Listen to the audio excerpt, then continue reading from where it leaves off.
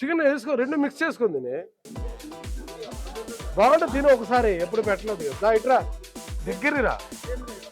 Pulao rice, చిట్టి ముత్యాల rice, ఇది గోంగూర చట్నీ వేసుకో. రాగి సంగటి, తలకాయ కూర మళ్ళీ వేసుకోండి, చల్లగా అవుతుంది. జూబ్లీహిల్స్లో మటన్ కానీ, కాళ్ళు తలకాయలు కానీ, బోటి కానీ, రాగి సంగడి కానీ, ఇంకా మీకు డిఫరెంట్ ఐటెంలు చాలా ఇక్కడ మీ నాలుక రుచులూరేలాగా ఉంది.